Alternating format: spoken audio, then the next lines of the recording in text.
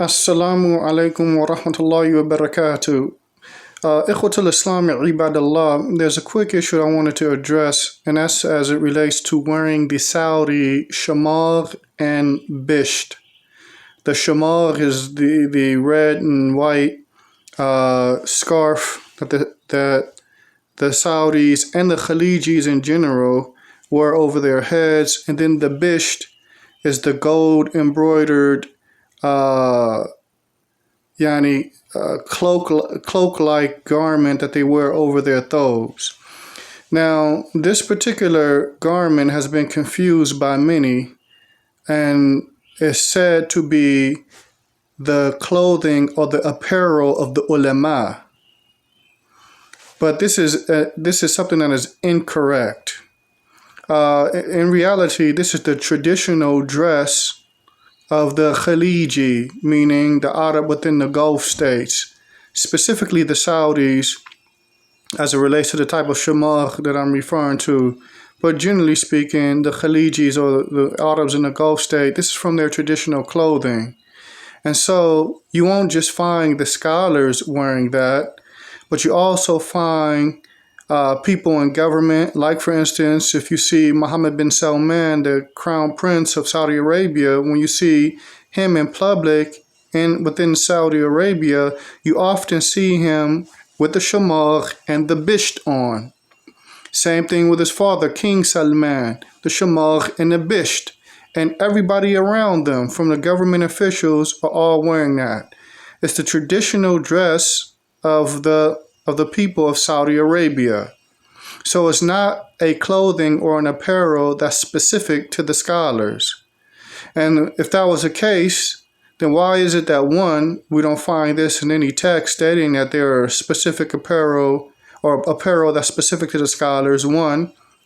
But then two, if we look at other countries, we find that the scholars wear the traditional clothing of those countries. When we go to Yemen, we don't find the Yemenis dressed like the Saudis.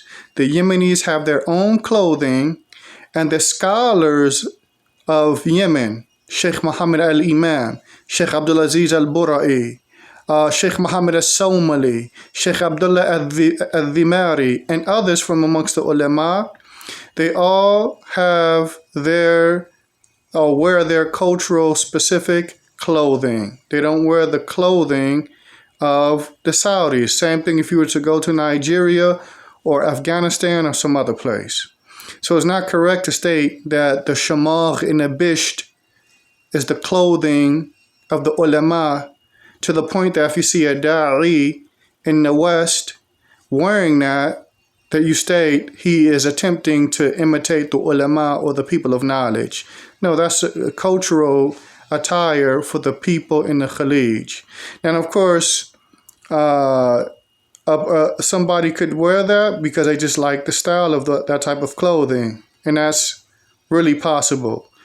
And of course, you could have some people attempting to play off the ignorance of the people here by wearing those garments because they assume people see and think that if one is wearing that, then that is from knowledge. That's very possible as well. But generally speaking, there is no such thing as clothing or attire that's specific to the ulama. When you see, when you look at the Saudi shamar and the Saudi bisht, that is worn by the people of that country, especially the dignitaries, the people who are in government positions, the businessmen of that country. When you have formal gatherings, just about everybody's wearing that, from the young to the old. So it's not something that's specific to the scholars. This is something that is incorrect, and Allah Tabaraka wa Ta'ala knows best. Naam.